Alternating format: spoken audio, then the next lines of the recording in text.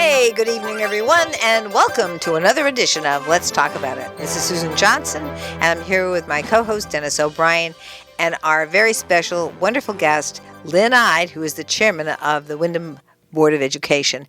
And I just can't say enough about the amazing work that she's done and the wonderful thing that she does for community service here in Windham, and also her great experience all throughout the state working for the people. And, our chairman, Lynne has been on the Board of Finance. She's been on the council, and now she chairs the Windham Board of Education. Among other things, she has done amazing things. So one of the things about that is she really understands how our town government works. She understands in depth all the different divisions that we have all throughout the town of Windham, and she also has done work all throughout the state of Connecticut, and she understands how the state works as well. We are very, very fortunate to have Chairman Lynne here with us tonight. Thank you so much for joining us. Thank you very much, Susan and Dennis. It's so nice to be back on the show with both of you. Thanks. I think the last time you were here, you were the host of the show yourself with Tyler Griffin. Oh, that could be. I think so. We were on vacation and we asked you to co-host with Tyler. Well, that was a while ago. Yeah. We thought it was a good match. We had chair of the Board of Ed, chair of the Board of Finance, which is he's always like to get the inside information about what's going on because, there's a lot going on. There's always a lot going on in government, and it's good for people to know. We want people to know what's going on, and we're not trying to hide anything. I had the great pleasure of serving with Lynne on the Windham Town Council for probably 4 years. Probably. I was on for 6, and you left before I did. Yeah. Mm-hmm. You left because... I left to go to the Board of Ed. I suggested it. I don't know if it was my suggestion you acted on, but I said, Lynne, I think you should go and chair the Board of Ed. I think, and you know what? You were like Earl Warren. Earl Warren went on the Supreme Court. He wasn't the Associate Justice. He went right to the chair and did very well. And then the current chair of the Supreme Court, presiding chair, I can't even think of his name because I don't like him, but he had the same path. Justice Roberts. I think he went right on to the chair, to the chairmanship. And anyway, Lynne, you've done a great job as chair of the Board of Finance and also chair of the Board of Education, and we're so pleased to have you here tonight to bring our listeners up to date on what's going on with education in Windham, and I know it's a lot. Yes, there's always a lot going on with education, and to your points about my history serving on various boards in the town, I started before the town council on the Board of Selectmen before we had charter change. So I'm a little bit like Goldilocks. That's what I say to people. I've tried out all the different boards to see what they're like. And I will say that the Board of Ed is probably the most challenging of the boards in the sense that you have a huge responsibility for the education of the several thousand children in the town of Windham, and it's also a position that can be beloved and also reviled. People can be very upset with you sometimes because we're dealing with people's children, and we're the biggest budget item in the town. So taxpayers watch closely what we do, and there are so many things happening in education that it's a lot to keep up with. And I will say that the town council was fun because more fun for me in the sense that it was a bunch of different topics that you dealt with and subject areas. But I will say that the Board of Ed has been extremely rewarding, and we're really making a lot of progress in this town on education for the children of Windham. Mm-hmm. That's great. I really am pleased to hear that because I think that we're a lot of the work with education requires that the local boards of education work with the state, and that the state legislators understand the differences between the different communities. And just like the council or the former Board of Selectmen, we have a very, very different community here. And we do for the town, and we also do for the Board of Education. We are an alliance district, and so we have a different way of funding the Board of Education. And we are a town that has the highest percentage of students with a home language that isn't English. We also host the homeless shelter for the region, so some of the students that are in our school system are homeless and suffering from trauma due to that. So we have a lot of differences that other towns don't have. So that's in addition to what you have to manage. So when as your primary job, as you know, is managing the superintendent of schools, but that superintendent has to be sensitive to all these differences. I think we have a lot of demographic similarities between the larger cities, even though we're a mid-sized town, but there's a lot of promise and strength in that. The fact that we have so many children in our district who bring other language backgrounds to their learning, and the fact that we're the only district in the state that has as many dual language programs as we have, more than anybody in in the state, and we also have the Compañeros, the two-way dual language program. Oh, Dennis is wearing his Compañeros shirt, and their 30th anniversary was last year. All three of my children were graduates of that program. It's a wonderful program.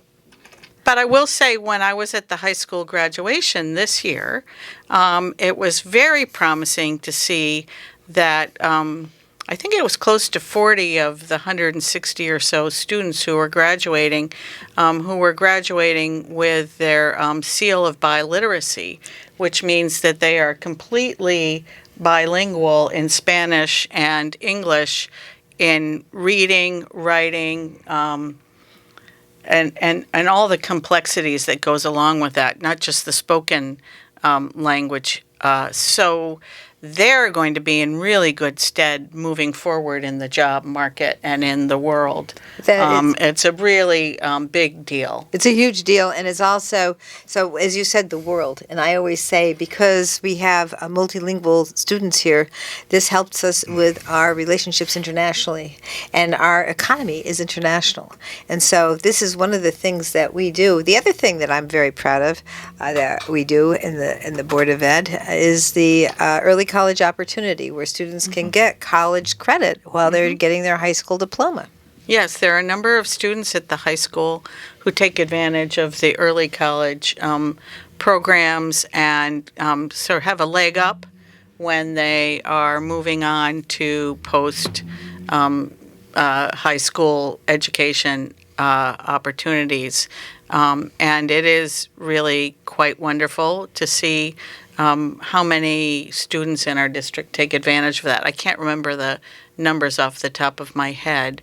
The other thing that I think is very promising in our education world right now in Windham is the fact that Natchog School right here in downtown Windham has, over the past several years, received more awards than one can possibly imagine. In fact, on Wednesday night at our meeting, they announced that they had received yet another award for health, and for overall, social and emotional learning, climate, as well as physical health. And they're the only school in Connecticut that received that award. Of all the districts and all the schools in Connecticut, they are the only school in Connecticut that won that national award. They've won a number of state awards, and we also have a lot of students excelling at Barrows School in the STEM program and going to the national competitions for science, and that's great. And we have a lot of work to do to get our scores up in the district, and that has a lot to do with the challenges that we face, that our students are coming to school with a lot of challenges, not just economic, but, stability in their households but the biggest one is really poverty. We have a lot of children in our district whose families are below or close to the poverty line, and we are making good progress. And in fact, we're beating out some of the other districts, not just districts that have the same demographics as ours. We're beating out some of the state averages in our growth, even though we're not as high as we should be. Our goal is to get a grade in English language learning and in English and language arts and math and science in the 75% of the students. That's the state goal in a district achieving their goals by grade.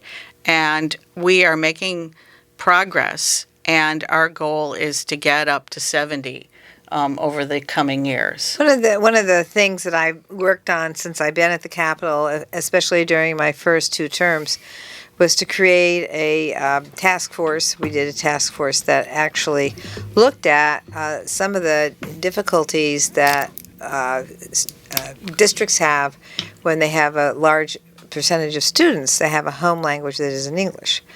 And the procedures that the state uses still are rather backwards to actually address these things. Now, we've tried to talk to people at UConn, for example, to try and see if there's a way to utilize the testing, because people say, well, we'll test in Spanish. Well, you can't really just test in Spanish, because a lot of the Hispanic language that's used here in this district is from Puerto Rico or Mexico, and that's very different Spanish. And so when you try to test in these different languages that are similar, we really run into a problem with how students interpret what the test says. So I think it has an impact on the scores. When you take a look at the great mental development that occurs while they're learning the 2 languages, that is something that isn't really coming to fruition until later, maybe even in high school. It isn't really even measured.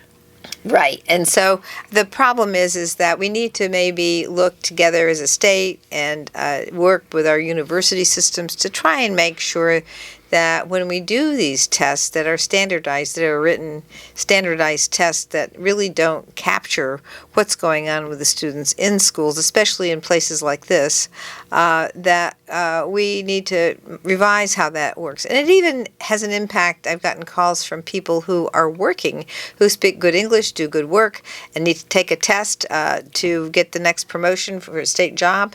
And because of the language issues, they could do the test orally and show they can do the work, but they can't do it in writing. So it's a real problem in terms of how we address diversity and people with different language skills in the state and in the country. That goes back to what I said earlier about the seal of biliteracy. If more children can become completely proficient in the written word as well as the spoken word, that really makes a huge difference. Absolutely. But there are a lot of exciting things going on throughout the district, and people may or should be aware that our high school and the early childhood programs that are housed at the high school, all of the renovations of that facility have been completed in the last year, and we have a state-of-the-art school. We have our Barrows Academy. We have the middle school, which is getting older now, but is still within the past 30 years or so. And we are now endeavoring to consolidate our remaining elementary schools, Natchog School, Sweeney School, North Windham School, into one brand new consolidated elementary school for the district. That way, all of our buildings would be very close to state-of-the-art facilities for the students and the faculty and the staff that work in these schools. And one of our goals is, if we're going to keep building the capacity of our students to learn and giving them the supports that we need, it's not just because we want a shiny new building, although that helps. It helps make people proud. It helps make the staff, give the staff the resources they need in the building.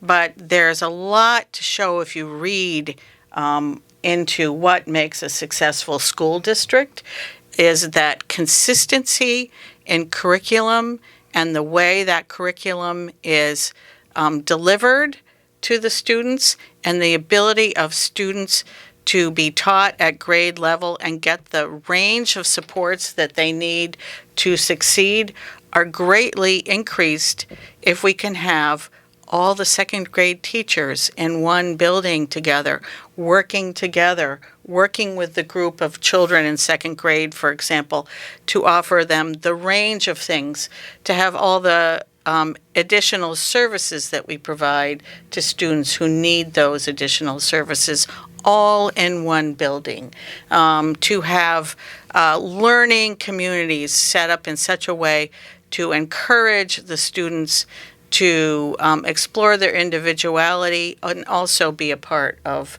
a community. And we're very excited. We made a decision a couple of years ago that we wanted to pursue consolidation of our elementary schools in town. And to that end, we've been working on it, and we have submitted a proposal to the state. We did that on June 30th of this year for permission and funding from the state to build one consolidated elementary school. And I want the listeners to understand that we will need the support of the community in order to do this. In fact, even if the state approves it, we can't move forward and do it unless the voters approve it also. And the town council in June decided that they wanted the referendum on the consolidated elementary school to happen on November 4th, which is the same day as the upcoming municipal elections. So we do plan on doing a number of online and in-person community forums around town after Labor Day to educate people about the benefits.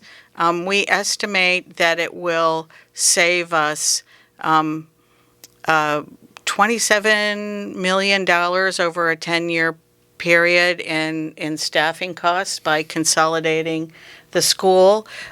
We estimate that we can also save other funding through having all the buses going to one building rather than the buses going all over town and going to 4 different buildings. We will save money in other ways too. So we really hope that we can get approval from the voters on November 4th. That would be great. And I think the other thing that I think of is because we take a look at this, and of course we support Senator Flexner and I support the idea of having one new elementary school that has all the advantages of a newer school that other towns have.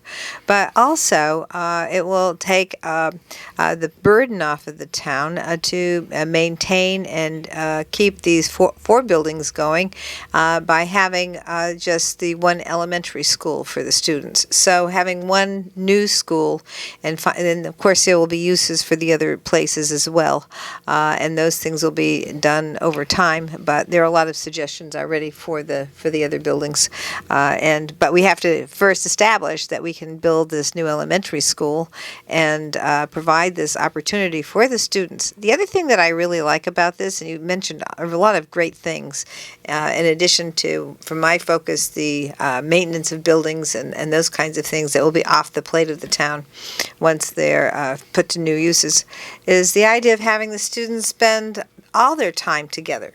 So instead of having them in 4 separate schools and then going into middle school all at once, they'll be together all the way through. And that continuity, I think, will go a long way towards making sure that they have friendships, that they have, the stability of it, which is so important in education, of being together all the way through from elementary school, middle school, and then to high school. I just think that makes a big difference. It will give us a lot more flexibility, too. So, for example, if a child isn't doing well in a classroom for some particular reason, we'll have all the classrooms for that grade in that school, and we might be able to move a child around to a classroom that might be better suited for them. But sort of the pedagogy, the sort of teaching of students, there's a lot to be said if you read about districts that are succeeding, of the teachers and the staff being able to work together and share together and be held accountable by the administration in a more uniform, consistent way. So we're hoping that this succeeds. It will cost, we estimate, about $144 million, but with reimbursements from the state, the local portion for taxpayers would only be $28 million of that, the estimates show. And we're working with the town now to figure out when that if it's approved and the $28 million is bonded, what that would mean for taxpayers over time. And we're trying to true that up against what it would cost us to physically maintain the 3 remaining elementary school buildings that are operating right now. So, Dennis, I mean, we've been chatting away over here. Is there any thoughts you have on this? I just thought our listeners might think that I wasn't here. Yeah, I have a lot of thoughts on it, but I have a lot of thoughts on a lot of other things pertaining to education. But, yeah, I mean, I think it sounds like a good idea. I think it's, I just hope it passes, and that's important. It's got to be passed. I don't know that. I'm trying to think whether, as a town attorney in many towns, I'm trying to think whether it's required to go to referendum on something like this. Maybe the state requires it. Yes, the state requires it. I think it has to go to town meeting anyway. The state requires us to set a referendum. A referendum, okay. Yeah, when we submitted the application, we had to have a resolution passed by the town council. Oh, I know. Setting a date. I remember what we went through with the setting a referendum date. In fact, you and I were involved in the a vote on the to go to a referendum on the high school. On the high school, yeah, and we had to file the application by June 30. Yeah, I remember Murphy Sewell called me. He was, I think, chairman of the board at the time, and asked me to help spearhead it. And we couldn't get it on the agenda. And you and I and James Flores signed. We were the 3 people who forced it onto the agenda, and it went and it did get on the agenda. And the rest is history. It was a great project. And I think it's meant a lot to the town. I'm very, very pleased to have been involved in it in that special way, and I'm glad that it passed and whatnot. I'm glad I'm happy about the role Susan played in it at the state in helping to get a better reimbursement rate, which was kind of I thought when she first told me about it, I said, really? I said a lot of people said that. Do that. They had to see it. Susan and May have been. May Flexer, our senator, and Susan as our state rep have been amazing proponents of Windham public education.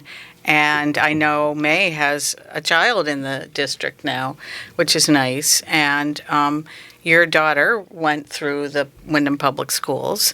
I do want to say that there are members of the town council who have been very supportive of this, and others who are probably a little concerned about this, but I don't consider this to be a partisan issue. People may not know, the listeners may not know, that we have 4 political parties on the Board of Ed. We have Democrats, we have Republican representation on the Board of Ed, We've had Green Party representation on the Board of Ed and Bottom Line Party representation. And across party lines, we've been supporting this project and supporting the education of our children together.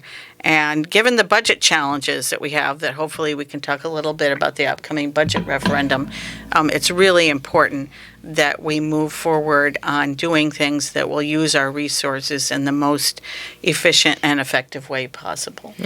Absolutely. We've got to go for a break right now. We're getting the word from Mr. Rupar, but I just wanted to finish this up by saying I've said on this show for decades that most people may not be aware that most issues that come before local boards, education, town council, board of finance, are not partisan issues. The partisanship comes in the form of the election. In fact, I used to be the person that swore everybody in a long time ago when I was chairman of the Democratic Town Committee. And I would always make a little speech and say, the election's over now. We all have to work together. And the Republicans would say, come on, Dennis, you don't really mean that. I said, no, I really mean it. I really mean it. So we're going to go to break now. We're going to come back with Lynne Ide, Chair of the Board of Education of the town of Windham. We'll be back talking to her about some more interesting issues involving education in Windham, the most important thing that government does here. Hey, welcome back, everyone. This is Susan Johnson. I'm here with my co-host, Dennis O'Brien, and our very special guest this evening, the chairman of our Windham Board of Education, Lynne Ide. But before we resume our chat about the Board of Ed, I just want to remind everybody, I know you've heard this on WILI for the last few days, in our neighborhood, in your neighborhood, there will be a police training exercise on August 16th, which is tomorrow. That's Saturday, August 16th. And it's going to be an emergency response drill. And you're going to hear loud noises. You're going to hear you're going to see a public safety presence, which we're thrilled that we have here. We're going to see helicopters. We're going to see ambulances. We're going to see police cars. We're going to see all of that and hear a lot of noise, even sounds of guns going off, because they have to do these training exercises. This is to protect the community. This is to let you know there are people here protecting us. And so I just want to make sure everybody's reminded. Don't forget, tomorrow, when you hear noises, when you see a lot of activity that has to do with public safety, it's our police and our firefighters working together, doing a training exercise that will help protect us. It's also taking advantage of the airplanes and the helicopters we have. So it's a big deal. And a lot of it will be centered at the high school. So people shouldn't think that there's some mass casualty event happening at a public school. Is it, what time is it? Do we have a time? Yes, we do, but it's tiny print. Let me see if I can pull it up. I should know that because I think it says 7 a.m. to 5 p.m. Oh boy, 7 a.m. to 7 5. a.m. Wow. So it looks like It's all day. It's all day, yeah. Yeah. I'll have There to it get is. to bed early tonight. Yeah. Yeah, well, Well, that's hard for me. hopefully it won't be loud until 8. Well, I know that the superintendent sent out information to the Board of Ed and other people about this. So this is a good segue into the fact that we have a new superintendent in the town of Windham. Take it away, Lynne. Our previous superintendent moved on to a new job for her up in Bloomfield, Connecticut, and we operated the second half of our school year with our acting superintendent, who had been the assistant superintendent, Neil Weathers. But the board went through a search process with a professional search consultant and did a search and got many applicants for the new superintendent, winnowed it down to about 17 candidates, which we reviewed and talked about who we'd like to call in for interviews, and called in about 8 candidates for interviews, and then narrowed it down to several finalists. And we unanimously chose Dr. Iris Gamero as our new superintendent, and she started work here on July 1st. And I just want people in the community to know that Dr. Gamero really wants to get out into the community. She has worked in school districts Hartford and Manchester and other places around the state up to this point. But this is her first superintendent position. She is Puerto Rican. She grew up on the island. She moved to the mainland when she was in high school and was an English language learner student herself, and has worked her way up through all levels of education and is now here with us. She has been out tabling at Third Thursday Fest, at the Latin Fest, at the National Night Out. She will be out in the community over the coming months. Any civic organization or community group that would like to meet Dr. Gamero should reach out to either me as the chair of the Board of Ed or to Dr. Gamero's office at the Wyndham Public Schools through her administrative staff person, Lauren LaBelle, and inquire about getting Dr. Gamero to come out and talk to the community. She is also going to be going into the subsidized housing developments, to the community centers there. She's lining up an event at the senior center. So she'll be out and about, and people should meet her. She has already marshaled the Board of Ed. 6 weeks into her job, she had a retreat with us last weekend. She's had retreats with the leadership teams at for the Wyndham Public Schools. Convocation happens on August 25th, and that should be a wonderful event to start off the school year with the staff, and first day of school is August 28th. Yes, I've been invited to the convocation, and I plan to attend. And I usually go unless I'm out of town or have some other issue that I have to deal with. But I do plan to be at the convocation on Wonderful. August 25th. Yes. Oh, and See, she- nobody invites me anywhere anymore. I guess I have senior status. You could show up. I could show up. Yes. Yeah, why I don't could you show come up, with and me? I'd love to have They'd love to have Why you. don't you go Iris with Susan? Gomero, the Dr. Gomero, the new superintendent, on. Let's talk about it. I'm sure We'd love she'd be have her happy on the to do show, that. And I know, I work a lot with the police and fire departments now on the taxing district board, which is a lot different than it was When you and I were on it together. We were doing town council and taxing district, and now we're just doing taxing district. So we've developed a lot more expertise in police and fire than we did when you and I were on there together. Wonderful. Speaking for myself only, but I've learned a lot, and I'm really enjoying working with the police and fire departments I've had. That Chief Silva has been on; he was on twice in the last 5 weeks, and Fabian Silva, Great. and of course our new, interesting. That brings up an interesting point. Wyndham has had quite a year in terms of Turnover of leadership. among leaders. We have a new town manager, Robert Zarnetsky. We have a new chief of police, Fabian Silva, and a new fire chief, Ron Palmer Jr., and Iris Gomero, the new superintendent of schools. That's quite a foursome. Right. And you know what? I think we did a heck of a good job in picking these people and selecting these people. I'm impressed. Right, they hit the ground running, and I do know that Dr. Gamero has met with the chief of police and the town manager at least once each time, and she also, I forgot to mention, she marched in the 4th, it came down and marched in the 4th of July parade and got a real taste of Wyndham lore by being in the boombox parade. I did see her then, yes. I met her at the Third Thursday as well. Her at all. Yes. I was in the parade, and I was riding in a car with You were in a car, Cupids, with yeah. Cupids. Yeah. And I certainly was at the National Night Out, but I had just had surgery that same morning, and on my ear, and I had a big bandage on my ear, and people were teasing me because it was on my right ear, and they were comparing me to, I won't mention his name. Okay, I will just tell you an anecdotal story.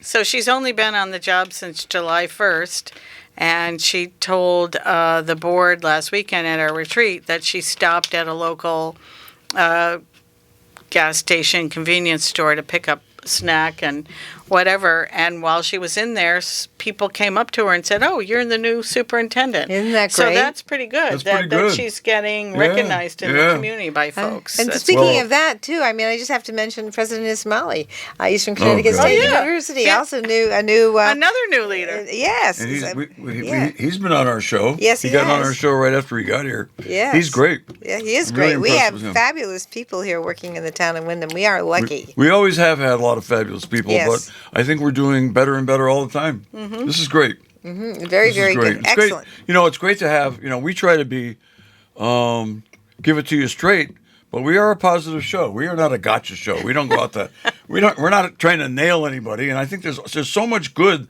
that goes on in this town of Wyndham that we have guests and things to talk about all the time. Yes, we do. And the other thing about our town is it's very, I keep saying this, but I hope that it resonates with people. We are a very different town from almost all the towns in the state of Connecticut because we have all these different districts. We have all these things that we do where we support the state. We have university systems, hospitals, nursing facilities. We have 2 rail lines. I mean, we have an airport. Can you imagine all these things and 25,000 people doing all this work for this We have region? all these things, and having worked in myself in bigger cities throughout the state in my career of 45 years doing that, I do think that the exciting thing about our town is that the size makes it manageable to get things done. And so I think, with people working together, we can, across the boards, with the different departments in town and the other sectors in town, we can really achieve a lot for Wyndham residents. You have just hit the nail right on the head. It is just the right size. It's manageable, and all we have got a lot of talent here throughout the town. All we have to do is do our best to work together. Yeah. That's what it's all about. And when we work together, we are unbeatable. We can do it all. Thank you for that. That's Yeah, great. working together is really important, and the smallness is because we know who we are. We all make ourselves available to the public. We all try to make sure that people know that they can contact us about whatever issues, and being available, having WYLI. We have a radio station. Yeah, amazing. We have a We local still have radio the station. newspaper, And we have a newspaper. even though they're not as good as they used to be because they don't have the people anymore. They're not right here in town, but they are providing a local Yes. news for our people here. Right. So we are a very blessed community, having all of these local things, so you can figure out how to get in touch with somebody to get something done. Absolutely. Just because we work together, I want people to know it doesn't mean we don't disagree among ourselves sometime, but it doesn't get personal. It's all about issues, and the issues are not simple. Government Right. does a lot, and it takes a lot of people. It takes a village. It takes a village. Right. And I hope that the listeners realize how many people across the multiple parties decide to run for office and then, once elected, work as volunteers on these boards and committees. Thank you for that, It's yes. I was on the phone with an upset grandparent of a student in Wyndham Public Schools earlier this year, and she said, "Well, I don't understand why you just don't get it done. You work for the district." And I said, "No, I don't get paid a cent to Right. do this, and neither do the other board members." And she didn't know that. Right. They mean, think that you're making money. Right. Right. Yeah, So, and that's much different. speaking of money, Yes. I cannot leave today. Good segue. Without doing a plug for voters in our town to get out on September 30th, and the Town of Wyndham budget and the Board of Education budget both failed on May 20th, and under the town charter, the town council went and set a mill rate for the coming year so that we could move forward with tax collection to fund the services in our town.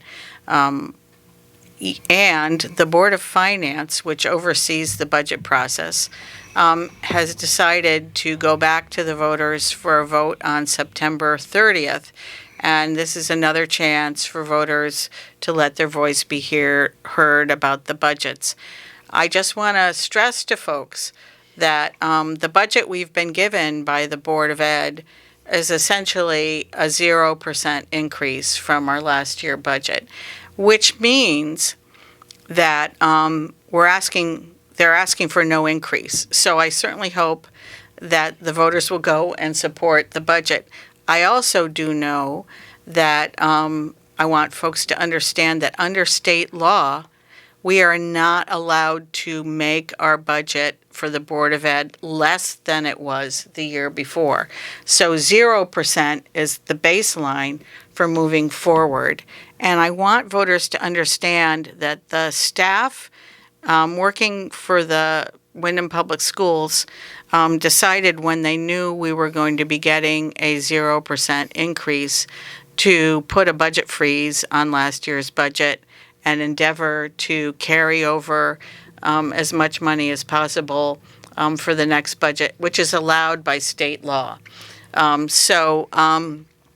We have about a $3 million difference between what we, as the Board of Ed, feel that we need to operate our budget and what the town leaders through the Board of Finance gave to us. So we've endeavored to close the gap with that 2% set aside. We also got a legislative grant from the legislature due to the work of our legislative leaders here in town of $250,000 and an increase of special education and expansion money of $423,394. But we are also endeavoring to figure out how to get to zero. And so far, we've cut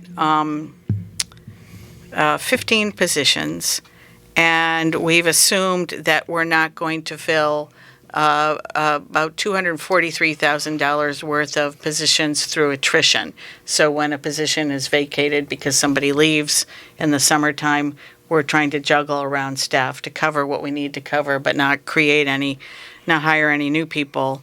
And we have put a freeze on some other budget items.